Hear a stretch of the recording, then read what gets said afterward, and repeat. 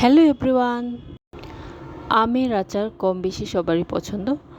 আমের আচার আমি কিভাবে তৈরি করেছিলাম তার একটি ভিডিও আপনাদের মাঝে শেয়ার করছি, আশা করি ভালো লাগবে। আমগুলো ধুয়ে পানি ঝরিয়ে তারপর একটু বড় সাইজ টুকরো করে কেটে নিলাম। তারপর এখানে নুন হলুদ মেখে ফ্যানের বাতাসে পানি শুকানোর জন্য আমি রেখে দিব 3 থেকে 4 ঘন্টা।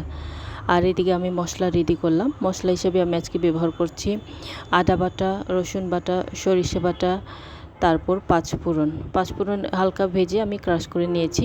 আর এখানে নিয়েছি চিলি ফ্লেক্স, শুকনো মরিচ, এটা একটু ক্রাশ করে নিলাম। আর যে পাত্রে আমি আচার তৈরি করব সে পাত্রটি বসিয়ে নিলাম আর ফোড়ন দিলাম। ফোড়ন দিলে আপনার আচারের স্মেলটা খুব ভালো আসে।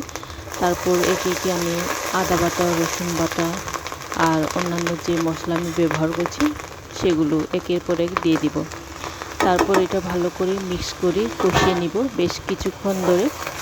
আর সেই সময় আমি চুলার আঁচ একটু মিডিয়াম লোতে রাখবো। আর সারা আচার আমি মিডিয়াম লোতেই রান্না করব, যেন আচার সহজে মশলাগুলো মিশে যায়, সুন্দর রান্না হয়। তারপর আমি এই আমের টুকরোগুলো এখানে ঢেলে দিব। আর মশলার সাথে আমের টুকরোগুলো যেন ভালো মতো মিশে যায়, ধীরে ধীরে এটা নাড়াচাড়া করে আমি মিক্স করে নিব। আচার রান্নার সময় আমি যে কাজটা করি, আমি ঢাকনা দিই না, ধীরে ধীরে আমি এটা নাড়াচাড়া করে রান্না করি। আর খেয়াল রাখি যেন আমগুলো ভেঙে না যায়। আচার ঢাকনা দিয়ে রান্না করলে পানি মিক্স হয়ে যায়, এই কারণে আচার নষ্ট হওয়ার সম্ভাবনা থাকে। আমি এখানে চিনি নিয়েছি 4 কাপ, আর একটু বেশি, কারণ আমি চাচ্ছি মিষ্টি আচার তৈরি করব। আর আচার যেন নষ্ট না হয়ে যায়, এ কারণে আমি চিনি দেওয়ার পর বেশ কিছুক্ষণ পরে নাড়াচাড়া পরে যখন চিনি ছেড়ে দিবে তখন অল্প একটু ভিনেগার আমি যোগ করলাম। আমি এখানে 2 কেজি আচার তৈরি করেছি, 2 কেজি আমের আচার।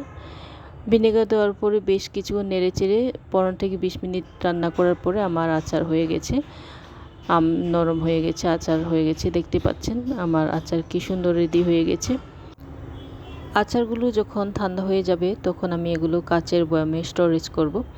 দেখতে পাচ্ছেন আমি কাচের বয়ামে স্টোরেজ করে রেখেছি। আমি চেষ্টা করি সবসময় আচারগুলো কাচের বয়ামেই সংরক্ষণ করার জন্য, দীর্ঘদিন খুব ভালো থাকে এবং এভাবে রেখে অনেক দিন খাওয়া যায়। আশা করি আমার এই সহজ রেসিপিটি আপনাদের ভালো লেগেছে।